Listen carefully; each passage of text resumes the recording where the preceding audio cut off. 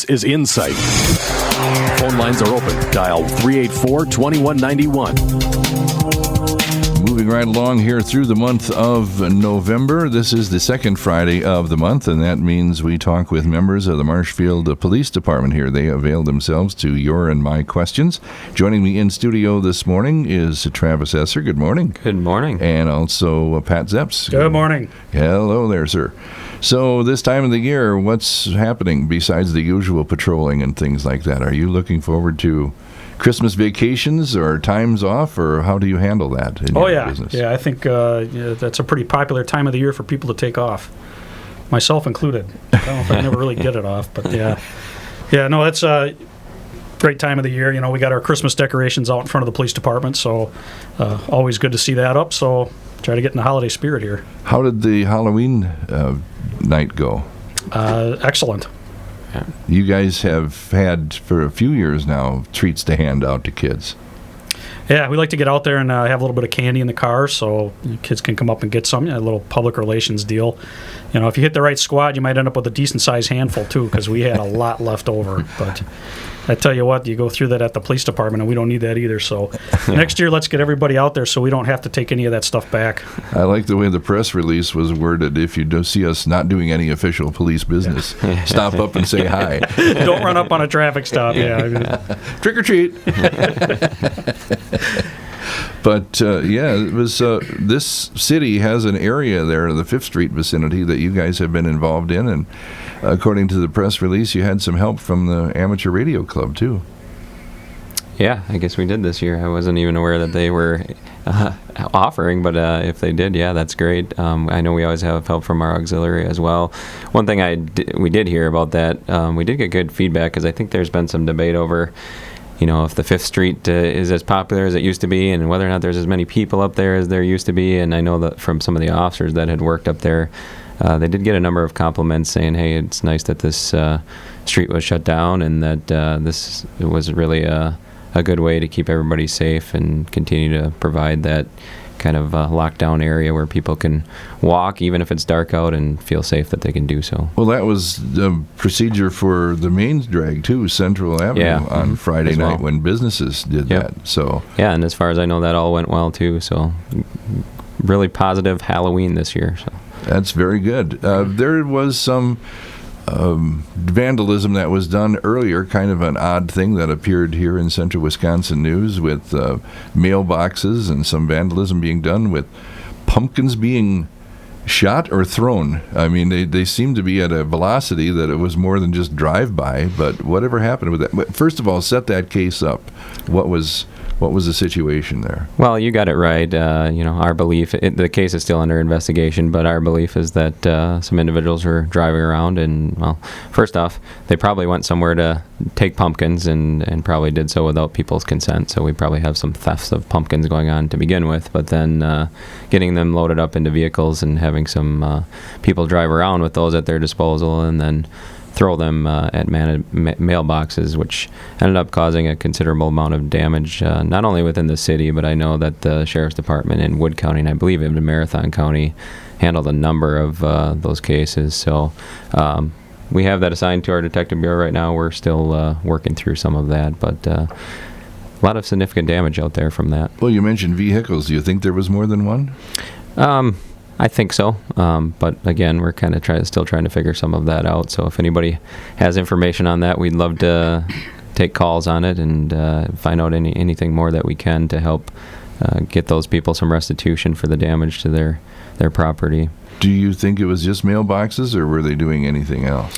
I think, I believe all the complaints that we have are all specifically mailboxes that I'm aware of. I'm not aware of any other ones, any other type of property damage occurring from those. And you had mentioned before whether they were shot or thrown. I think the belief is that they're thrown. I mean, I don't know what exactly somebody could shoot a large pumpkin out of, but when you add the velocity of a moving vehicle and somebody tossing that, they could probably get some pretty good speed and cause. So they were of that size then? Because I was thinking like a potato gun. You know, if you had a small enough, you could get some velocity there. Yeah, no, these they were the larger. Were demolished. Yeah, they were some larger pumpkins for sure. So.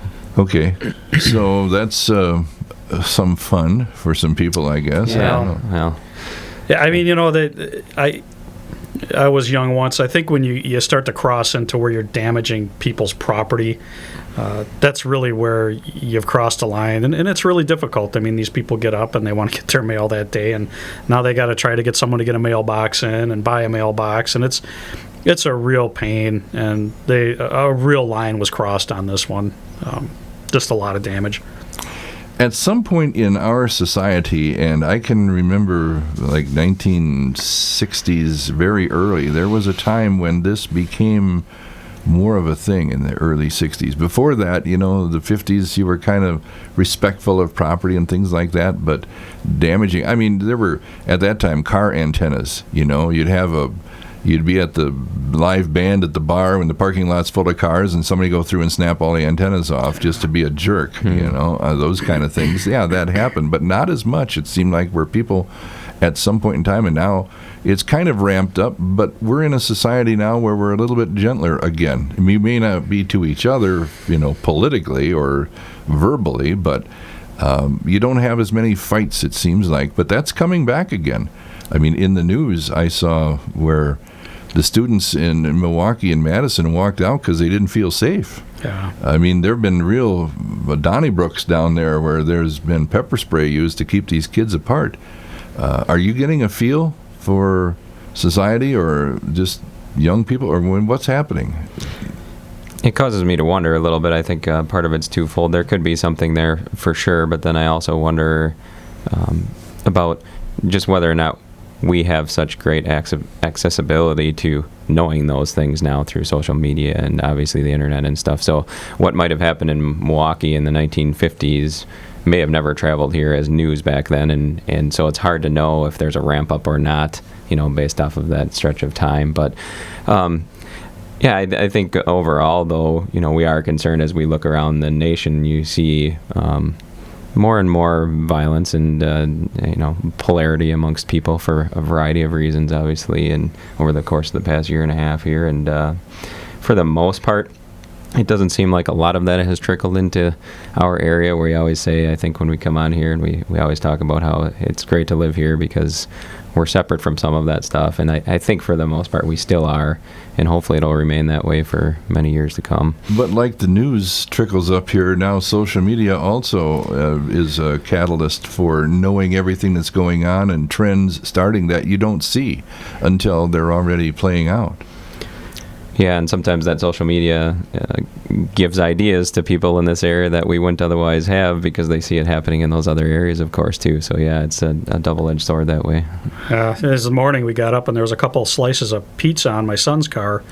And, not a big deal. I think his friends thought it was funny, and it's a little funny. But then the crows were out there all over the car eating the pizza. So, now, are we going to get some... Yeah, what do you get the grease off with? So I went out and I helped them out. I took the pizza off and I said, hey, your car got pizzaed last night. And he said, yeah, and I'm going to talk to the people who did that. So, it seems like 99% of the time they know who's doing it. And, a lot of it is relatively harmless with friends who are consensual and they're doing it to each other. The hard part is when, again, like we said, when something's damaged or something has to be fixed, then a line's been crossed. So, but like Travis said, we've been fortunate, we're not without our problems, but, if a couple slices of pizza on the antenna is the worst I got to deal with, I'll take that. Well, there was a time, and I know I get my geezer on here, we're talking about yesteryear, but everything seems to cycle. There was a time when we'd have fights at the tavern more often than you do now. And people would go in, like you said, they know each other. Mm-hmm. I hate your sister. I hate you. Boom, boom. They go outside, we give each other drink their beer with a fat lip when they went back inside. Get business taken care of, and I'll see you next time. And mm-hmm. taught him a lesson or whatever. And then that kind of went away for a while, to where we used to have problems at the fair. Brawling and spilling beer all over. And so the law came down and said, okay, we're changing the ordinances here. You got to stay in the pen. Like not just here, everywhere. Yeah, now we've gone back full circle on that to where you can actually walk the midway with exactly, a beer. because people didn't have we didn't have the incidents Right. that we had before. Now you got canned beer instead of slopping it all over somebody on a pitcher in the midway and acting drunk and foolish. And you don't have those situations. But it seems like for a while here, until this ramp up of young people, and I said on the radio the other day, I wonder what this is going to mean when the people who are 18, 17 now are 30. Is this going to be just something they'll age out of and we just shrug our shoulders and say boys will be boys? Or are we feeling or seeing a trend here in how people handle things? Because now, back in the 60s, we had slugged it out. Now we got weapons. Well, and a lot of that, like Travis alluded to with the social media, that's where the communication is, and that's where they're learning things, and that's where they're finding things, and I think that there's a little bit of empowerment that comes from that because they've got a network of communication that, when I was younger and I sat on the phone for an hour, my parents could overhear everything I said.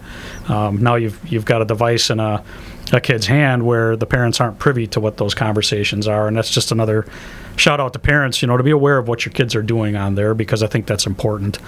But there is a network of communication that goes out there that goes undetected by a lot of parents. It's difficult to know whether you're blowing it out of proportion or not, whether it's just a little blip with some people or whether there's a trend headed our way here that we should probably be aware of. It's because of that being out of sight on devices that you don't know like you used to. Everything played out pretty much in front of you, but now it doesn't. So you don't know what's coming your way. And the same thing happens with drugs and other things that are trafficked through the area. You don't know as much because you could eyeball people. Now something is already set and the plans are in motion before you even know that there's something going on. Yeah. Yeah, and I think it's really safe to say, I think that people will say stuff on social media as well that they'll never say in person. And so that whole avenue of communication, like Pat said, is something that does provoke a number of the issues that we see.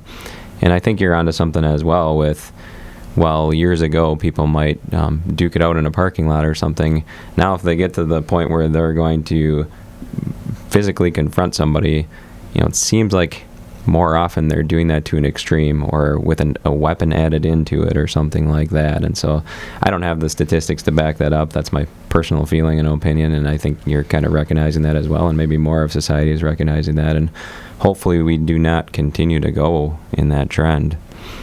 Yeah, it's hard to know. Talking with members of Marshfield Police Department here this first Friday of the month. You know that if you're listening live, you can call us 384-2192, 384-2192, or if you're watching us on Marshfield TV here on Facebook, or you could be seeing it on their YouTube channel, or click through the city's website and you can get to the videos from there. And you can participate here today. Give us a call, 384-2192 on the Insight program.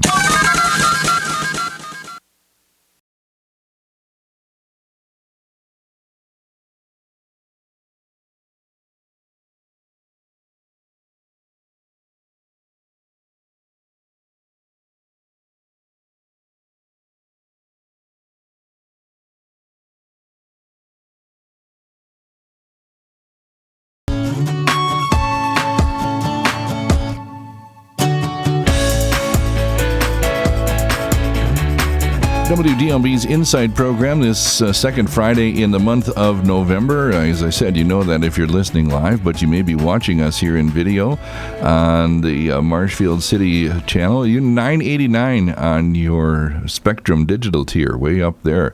You can see programs. One of the programs I happened to catch was you at the Police and Fire Commission talking about staffing issues. You have a retirement coming up? Yes, we do. Our beloved Lieutenant Dennis Keffer is going to be retiring in early January, so most people probably know him from our Facebook page.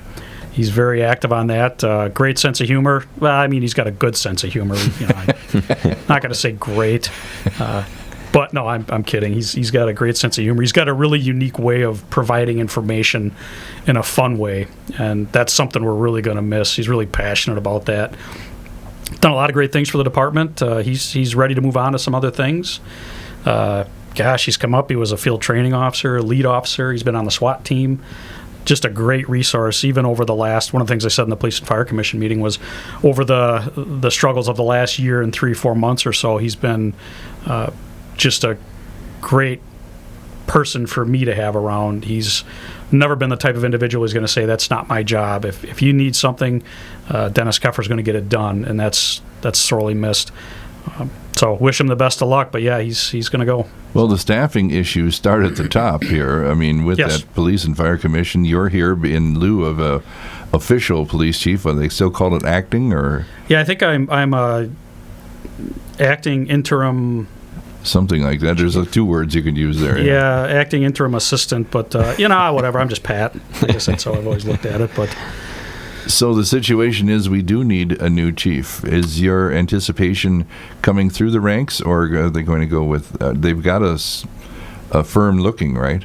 they do, yes. They've contracted with an outside firm to do their search and some parts of that process. Ultimately, it'll be up to the Police and Fire Commission to make the final decision on who they want to put in there. But this exterior company helps them with the search, helps them do some background, do some assessment center. So that's where they're at right now. I don't believe that the position's been officially opened up yet, but that should be coming here relatively soon, I would think. I don't have a definitive timeline. That's unusual. I mean, as far as a citizen looking at from our perspective is concerned, we should have been opened. I mean, is there windows that's officially a time when we can look, or is it just something that we're waiting for what the consultants are telling us? Yeah, it'll be a process. Right now, they're probably gaining some intel on the type of person they want to put in there. Probably getting some feedback from departmental members. So there are steps that they have in place for their process, and at some point they'll post the job, and I don't know how long that'll be open. There could be some delays over the holidays, is my understanding, because we've got Thanksgiving and Christmas coming up here. But I wish I had a better timeline for you, but that's really more of an HR, Police and Fire Commission function. I think from what I'm hearing from those who are probably in the know, you've been able to keep things running pretty smoothly, though, in lieu of not having a chief. I do my best.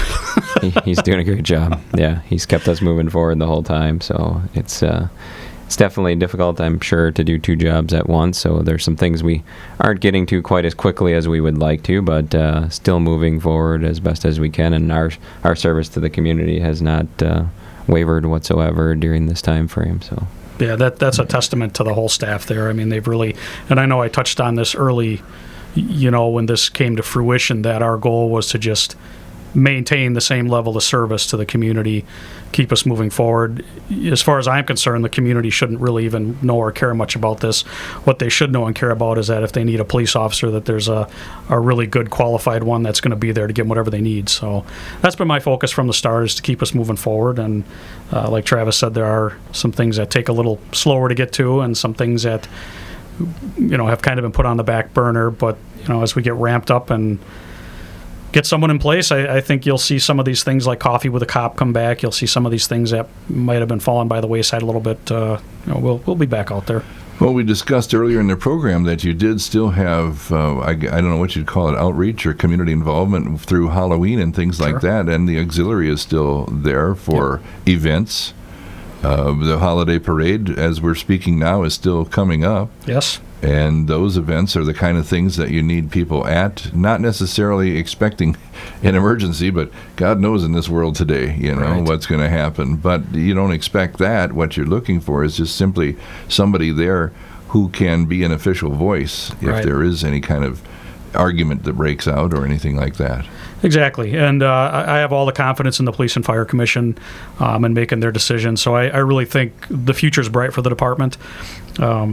We're sitting well, and I know that they'll do their due diligence to put the right person in place. So, and hopefully, I would imagine that would happen at some point. Boy, I don't know. It's really hard for me to even give a timeline. It'll probably be after the first of the year and into the early part of 2022, we hope. Yeah, I think that's a safe estimate. No later than that. That's, it just needs some, and I know you guys are doing fine, and you probably, a lot of people that I know in the building here or whatever say, I'm doing fine, and I don't need, just leave me alone and let me do my job. Well, it doesn't work that way. We work as a team, so you have to contend to team meetings here. You can't just be an individual out there going, I know you're doing okay, but we've got bigger issues here that need to be addressed. Right. And make sure that everybody on the team understands where we're moving with this. Right. And one of the things that I've gone into this with is I will make the decisions accordingly. There's nothing that I'm sitting back and saying, okay, we're going to wait for a new chief to do this. As long as I'm here and I'm in the acting role, my goal is to keep us moving forward and to make the decisions, to make the promotions, to make the hires, to do those things to the best of my ability. But I definitely understand what you're saying. I think the community needs some closure to this and to get someone in place permanently and to start move past this period of time. So I completely understand that side of it. Talking with Marshfield PD, Travis Esser and Pat Zepps are here to talk with you. 384-2192, 384-2192. Talking, I guess it's a staffing issue, but it's no secret. We've been operating without a chief of police for some time here in the city of Marshfield. Now, as hires go, I know we talked about this at length before, so we don't need to delve into it that deep again, but you'll probably start out at the bottom and hire and promote within and then take somebody, or how does that work within your department? Specifically for the chief spot, is that what you're asking? No, I'm saying that with Lieutenant retiring and with other people moving, it's usually we step up and then bring somebody in at a newer level. Absolutely, and a lot of that's a testament to the work these lieutenants have done in preparing people to take those spots. So we have a great crop of individuals all across our department that could step in and take that lieutenant spot. So the plan is to do those promotions from within. And then you're looking for someone at a beginning level? Correct. That would open up some spots at the patrol level. Does the Police and Fire Commission have to do hiring at that level too? They approve the hiring. On every staff level? Correct, yeah. They would approve the hiring, and that's also a process we take before Finance, Budget, and Personnel to receive approval to replace the physical body. So after that's done, then we'll open it up, which we've done now, and we'll take our applicants and we'll go through our process, and then we'll start some background investigations. But the Police and Fire Commission ultimately approves whoever we would recommend as a hire. Well, there's a certain number. Generally, you have staff that you say, we need this many, this way, and if you're not at that, then they will allow you some latitude to look for people and commit to them. Correct. They've been very good about maintaining our current level of staffing. Talking with Pat Zepps and Travis Esser here on this edition of the Insight program, this second Friday in the month of November here as we get closer to the holidays and the end of the year, talking about some of the business of policing, I guess, if not specifics here around the area. We have had some, I would say, incidents maybe make news here with the damage that was done in some areas, and haven't had too much, how would I say, big news-making stories. Thankfully. Thank goodness. Yeah, Right. I There's guess. some wood we can knock on here. I think. Yeah. Formica. Yeah. Yeah, that's the best we can do at this point in time. This time of the year, though, of course, driving is today, as we're looking at it here. If you're watching us on video, go back to the second Friday in November. We're looking at maybe the first accumulating snow of the year, and that's always a busy time for you. And so maybe it would be a good time to talk about snow procedures. And first of all, if we get into a fender bender, what is worth reporting and what is not? And when do you take reports? And we'll talk about what you do with them. Well, the state statute says you have to report the crash, so even if it's a minor crash, the call needs to get made. Once we get there, we'll then assess whether or not it meets the criteria for a crash report that would essentially end up on your driving record, and whether or not we're going to go through that process. So if anybody's injured, the crash report certainly gets done. If there's more than $1,000 damage to either vehicle, a crash report gets done. If there's more than $200 damage to any property, a crash report gets done. So we kind of know those thresholds when we get there, make that determination as to whether or not the crash report will actually get done. If it's very, very minor like that, we might encourage people to exchange information as far as name, phone number, and insurance company and things like that, and then they can work those out amongst themselves. And then obviously we have to also make a determination if we can on why that crash occurred and who may be at fault for that and what type of enforcement action we may or may not take regarding that. Well, I'll give you a scenario here out on Central and McMillan, and somebody stops and it's icy and somebody bangs into them from behind. Do you want them to stay right there in blocking traffic and causing a problem, or can they pull over to an area where it's less traveled? They can pull over to an area that's less traveled in almost every circumstance. That's if it's safer to do that, we would encourage people to do that, because what ends up happening is potentially more crashes than if we can't get people out of the roadway. So yeah, I know that there's often been a thought out there that people have been told, hey, you absolutely can't move an inch until the police gets there. We're not generally concerned about that. I mean, if we really, really had to, we can reconstruct crashes and bring in the right resources to do that. And we were more mainly concerned for that type of thing to happen if there's very severe injury or death that occurs. And thankfully, within the city here, where we have lower speed levels occurring, we don't often have fatality crashes. And so we would much rather, if it's safe for you to do so, move off to the side so it's safer for not only you but everybody else that's traveling. So most of the immediate reconstruction is from witness and participant recounts? Yes. Yep. Correct. Because another scenario would be slide through a stop sign or something and then get broadsided because I'm driving down the road not expecting somebody to come flying out in front of me, and I didn't have time to react, or even if I did, it didn't do any much good. It was obviously slippery they went through, so I can't stop either.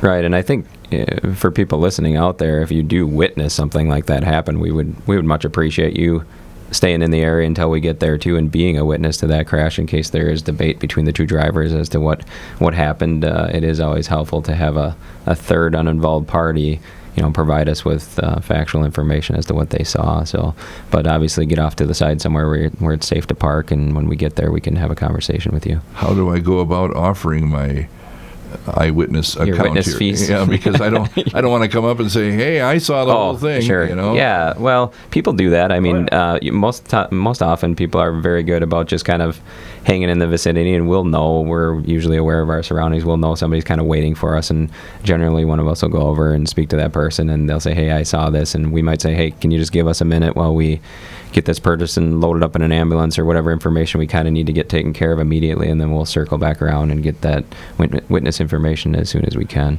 Is a lot of this done for insurance purposes, where companies will want to report?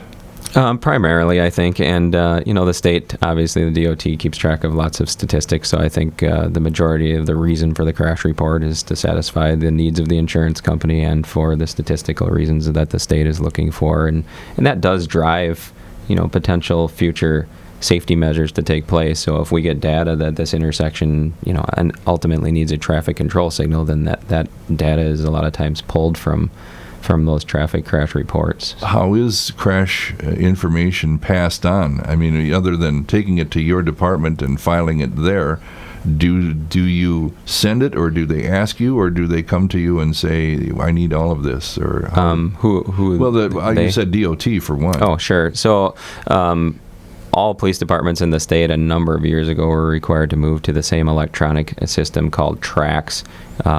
It stands for Traffic and Crash.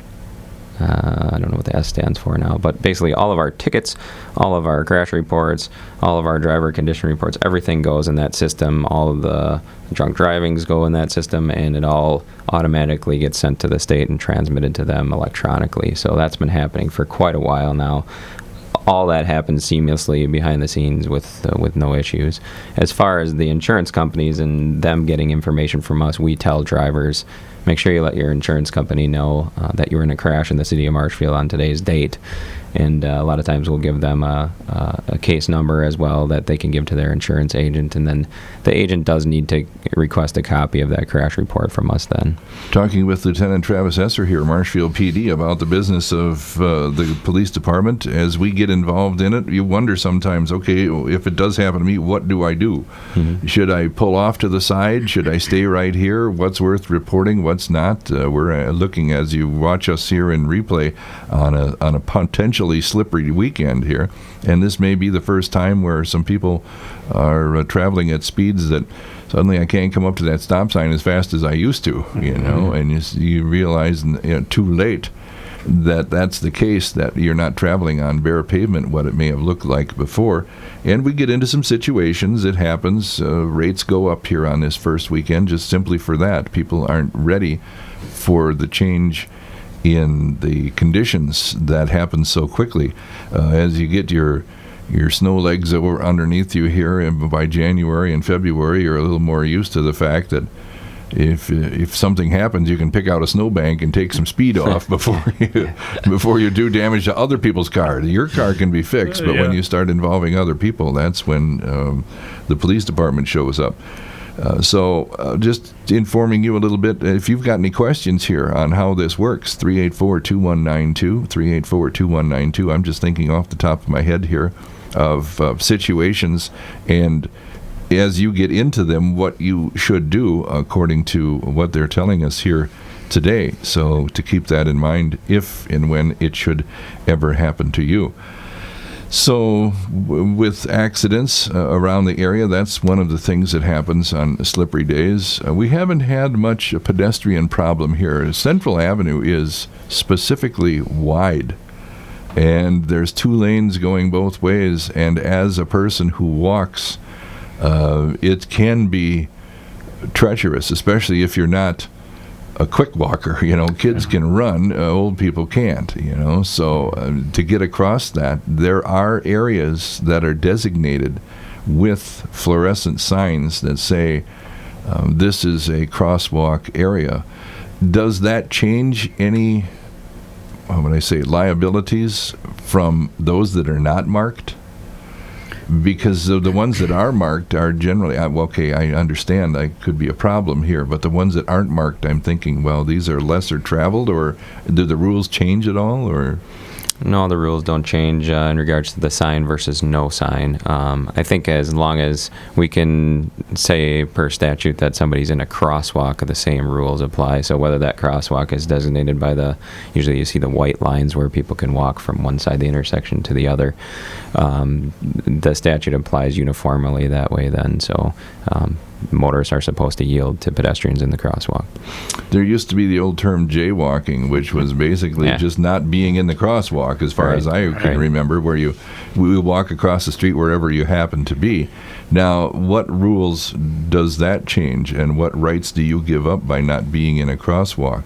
Well, that is the right you give up. You're not a pedestrian then in a crosswalk. So that's not a citation that we can go back and write then if somebody were in a vehicle and to strike a pedestrian. If they're not in the crosswalk, then we can't write that ticket is really what it boils down to. But as far as like jaywalking goes, we don't have a jaywalking statute or ordinance that we enforce. But there is a statute out there called sudden pedestrian movement into traffic. And so when we would get a crash involving a vehicle and a pedestrian outside of a crosswalk, that's something we have to look into and consider as to whether or not that person just on foot jetted out in front of a car and whether or not actually the pedestrian is more at fault than the motorist. So something that we look at depending on how and where that happens then. Is that a citation issue right away? I mean, is something issued? Like, say, for instance, you get to an accident site. It could be, it's an accident. I didn't, yes, but you were following too close, excessive speed. There's usually does it require an automatic, or do you require a person to be deemed at fault in every incident?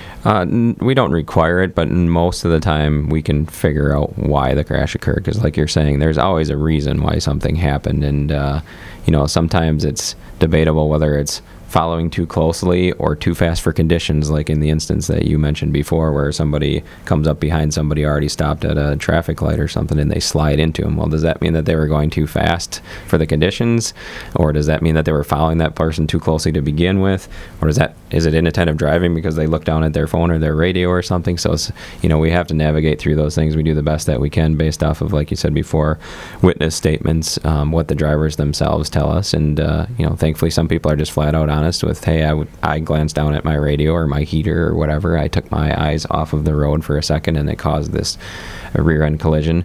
Nowadays, obviously, there are more opportunities for us in that we might sometimes get videos of crashes. If there's a local business with surveillance video close by, we've solved crashes that way as well. So we do our best to get to the bottom of those. Sometimes, in rare situations, we really just can't figure out who's quite at fault, and then in that case, we generally won't write a citation, and generally won't give our opinion on the crash report then either, and it's just something that the insurance companies have to deal with. It just clicked into my head. I wish you would have had and released a video of that Peach Avenue incident where that car wound up on its side in the front yard. That would have been for America's Funniest Home Video. Well, not funny. Yeah, I mean, but maximum exposure, whatever that program was, slams and crashes. It's like, wow. We get reached out to by some of those programs from time to time looking for video. I would imagine so. How else would they? You Sure. know, Maximum or whatever they called it. There was a program on the old Fox 55 where crashes and things like that. You see that one where the guy goes through the roundabout and he just launches. You know, he doesn't even turn. He just Right. he goes right through. You know, and he's about 6-8 feet off the ground. Yeah, it's some of that.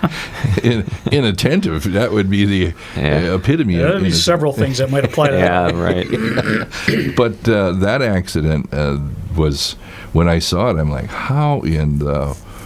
And when you saw the travel, how it traveled, I wanted to see it. You got to see this, you know. But when you're reconstructing an accident like that, you're involving 2 front yards where a car went through.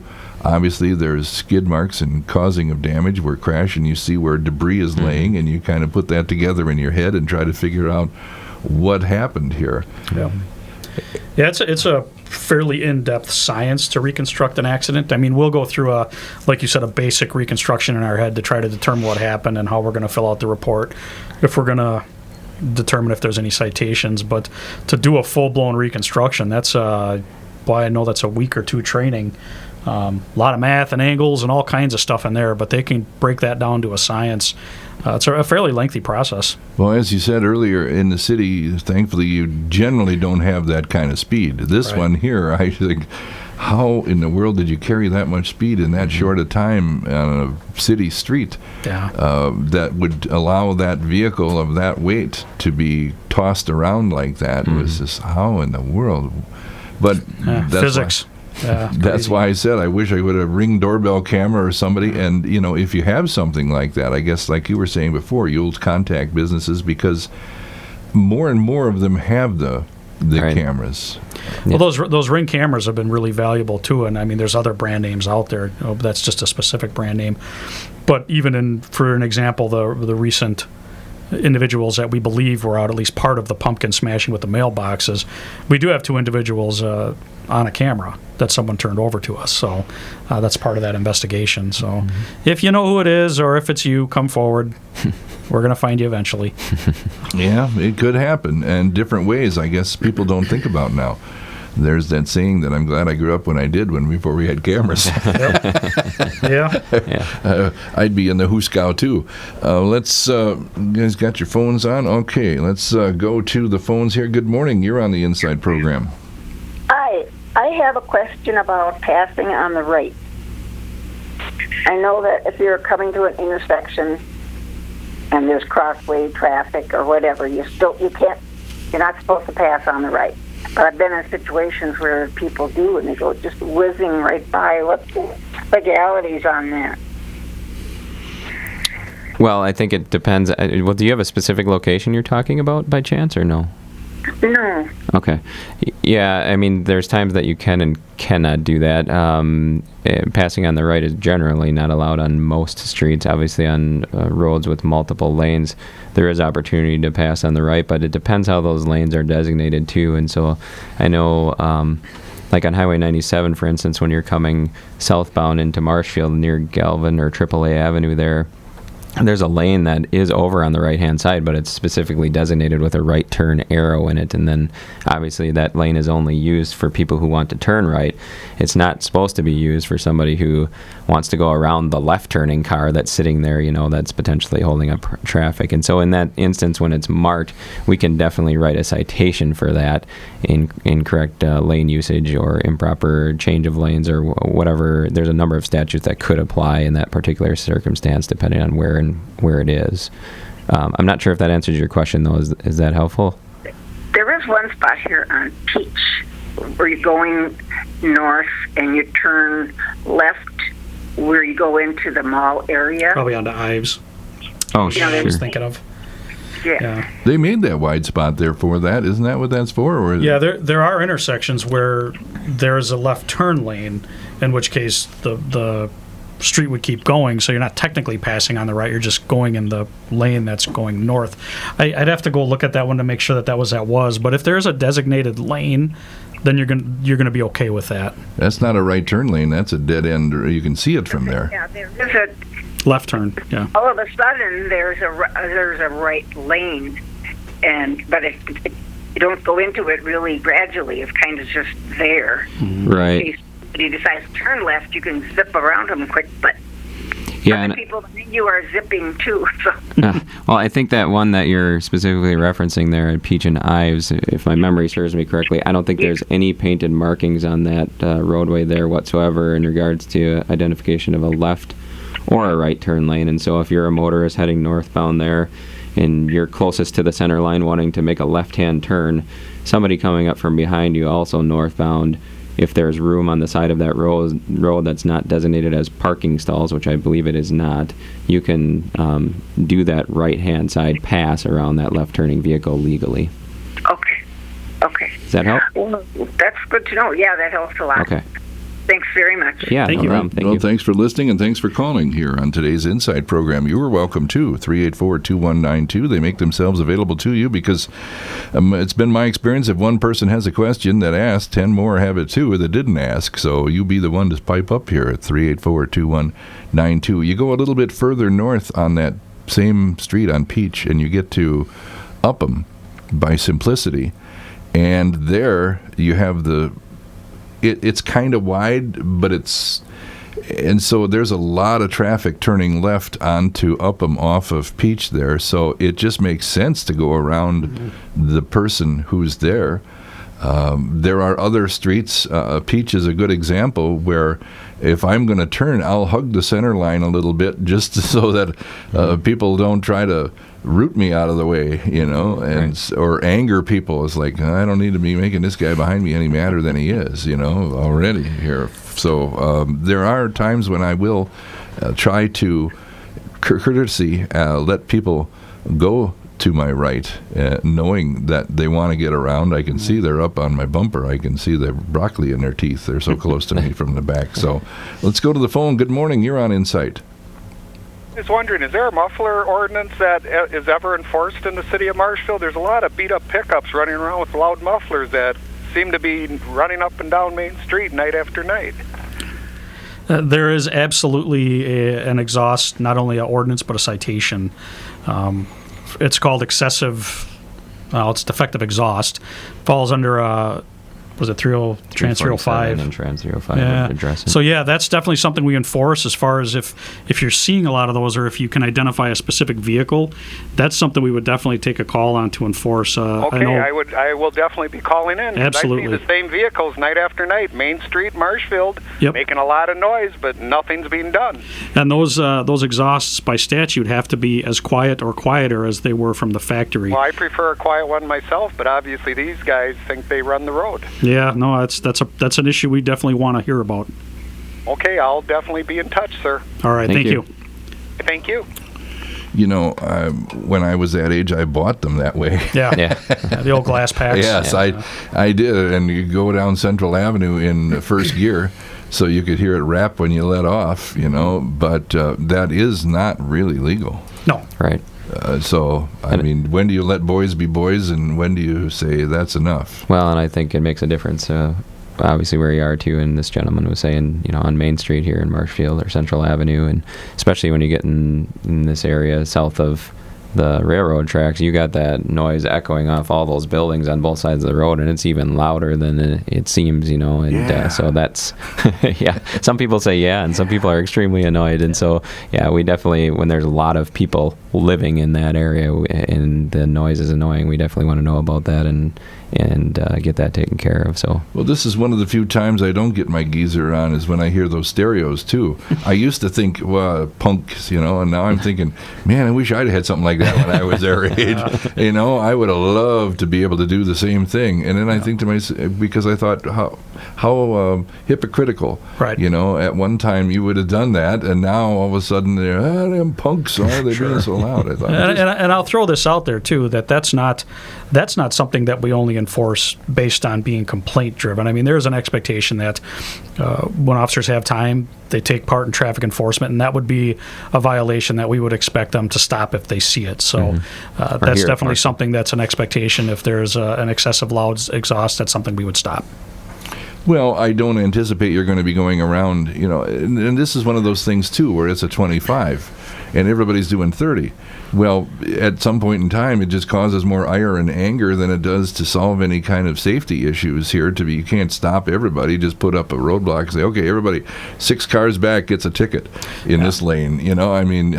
Because as soon as you get somebody, they're going to say, well, I was just following the road. I mean, the guy in front of me. Yep, and that doesn't make what you're doing any more legal. But and also to the prior gentleman's point, I think what you have is a lot of those exhausts that might be borderline, and what they're doing is they're revving them. They're hitting them at the stoplights, so they're making them quite a bit louder than they normally would be. Well, look at the Harleys, for crying out loud. That's part of owning one. They wrap them up just for so you take a look at their bike, and that's part of owning one practically. But you're going to own a ticket, I guess, is what you're telling me. Potentially. All right, talking with Pat Zepps and Travis Esser here, Marshfield PD. They are availing themselves to your questions as well. 384-2192, 384-2192 on today's Insight program. The cozy warmth after coming.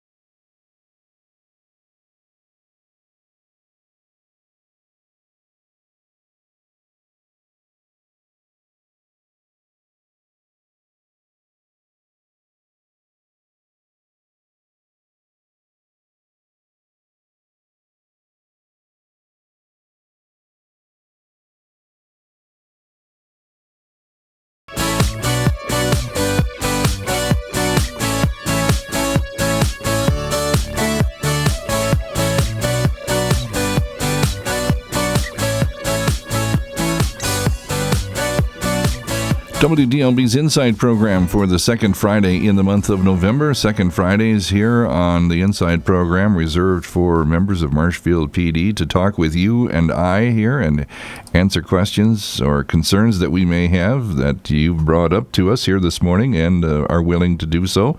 If you do, there's probably 10 more people that would think of the same thing, but you be the one to step up here at 384-2192. Pat Zepps and Travis Esser in here this morning, and we've been started out talking about the weather. As you're watching us here on video, you have to realize that this is the first forecast we've had. We haven't really had anything as of this recording, but that is potential for slippery driving in the area. And I was talking about how if you get into a fender bender or an accident in the city, do you stay there and because it's causing a problem, is it required that you don't move your vehicle, or can you move out of the way and not cause more accidents and backing up, especially if you're in a turn lane or something like that, where people have to go around you or are doing illegal things in order to get around you?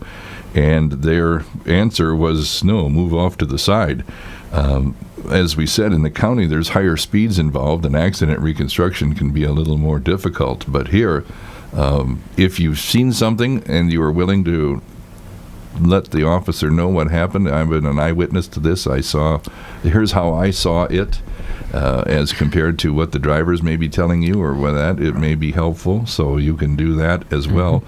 And that with winter coming up upon us here, snowbanks are going to get high, roads are going to get slippery, call volume may go up, and depending upon how well people are able to get their snow driving abilities back once again. But parking, the streets get narrower in the wintertime because of the snow, and with every snowfall they get narrower and narrower, and there are restrictions that go into effect in the winter fall seasons.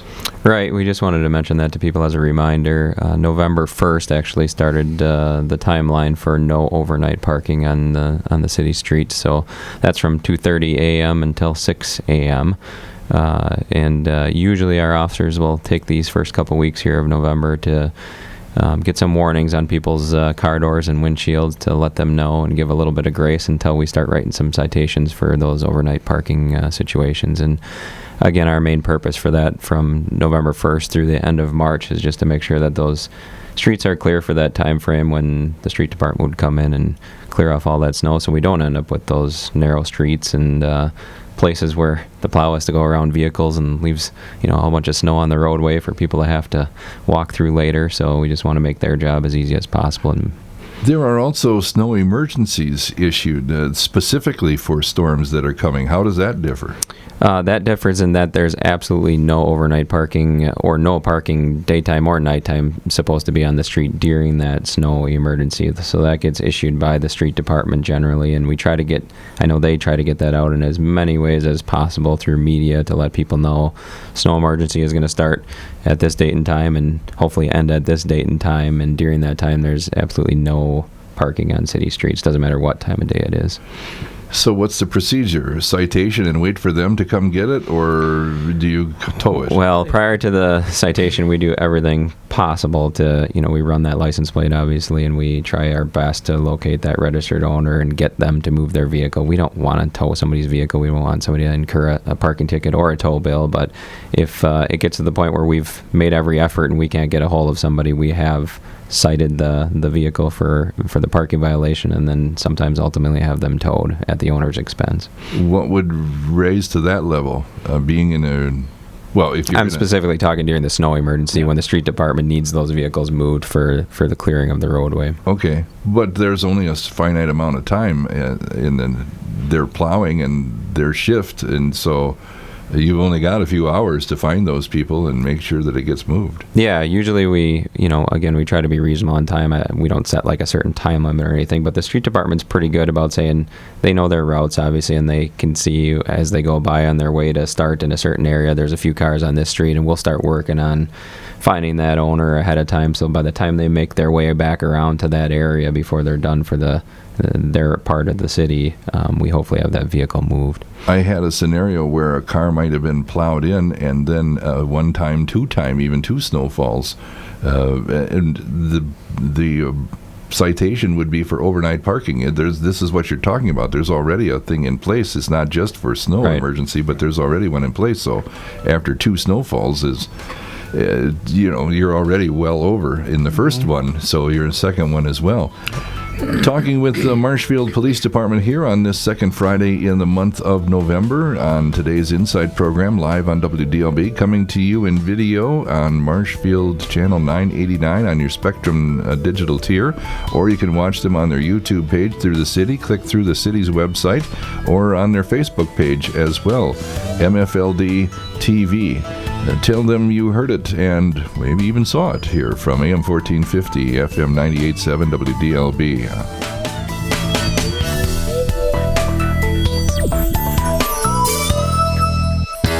AM 1450.